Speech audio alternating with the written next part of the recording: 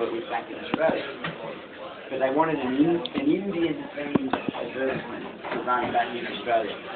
And we're up in Calcutta, and basically we had to shut down a whole marketplace to allow filming to take place on this particular day. And the concept of the ad was I would be in this marketplace, and they wanted to create the passion that we do in India, and we broadcast an extreme passion. And basically I was in this marketplace and undercover, and hat on and sunglasses, and then finally someone spotted me and yelled out, "Julie's in the house." And they all started chasing me, and I started running, getting away, and slowly more and more people, and I run out and jump into this car, this taxi, ready to go, and the car won't start, and then they...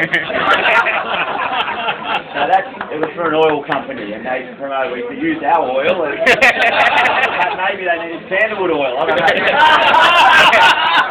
There you go. About the ad, well, not so much the ad, but about the day of the filming.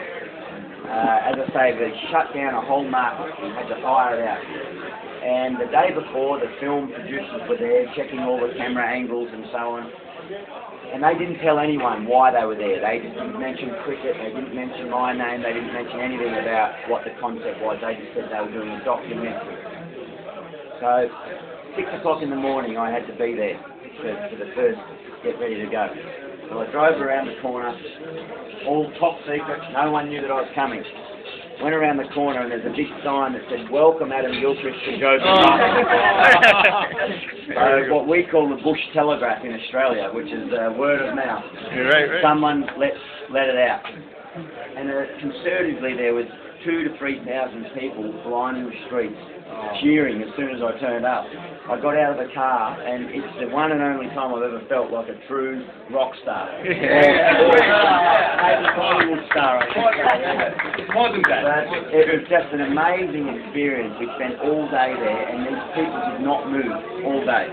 The police were called in to keep them back, and the energy and the passion and just the sort of goodness that was there that day, just through sheer emotion, was quite extraordinary. The irony was that the producers, the films, the advertisement companies paid 50 people to be extras to make it look like a crowd.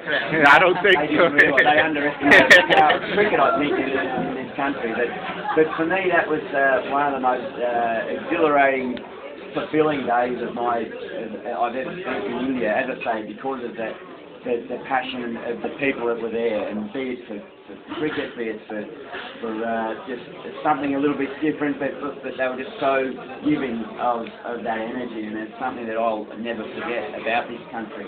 I've always found India just a fascinating place. It's a land of extremes. It's, in a cricketing sense, it is an emotional roller coaster. 1 minute you can be on top of the world, and a game later you can be as lonely and as flat as possible. And that's the way India, they're the emotions that get drawn out of me when I'm here, and I love it. It's somewhat addictive, and always love coming back to visit here. Frank mentioned my long-term involvement with CFS. And if ever I'm speaking to you at all about CFS and you hear me saying, you know, we're doing this, how long have you been a customer of ours, that's why. It's not, you know, I won't ask how long you've been a customer of CFS, it's half I'm in there. And as far as we're concerned, that means that when I say we, extend that to everyone in this room, because you know, that's for us what relationships are about. When the opportunity to extend my involvement with CFS and broaden my role with them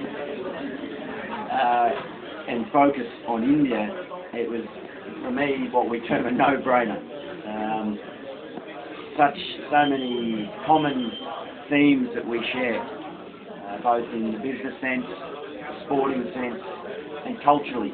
One of the most remarkable things about the IPL at the moment is not so much the cricket, not so much the cash that's being thrown and bandied around, but the opportunity to learn more about these foreign cultures that we don't often get exposed to.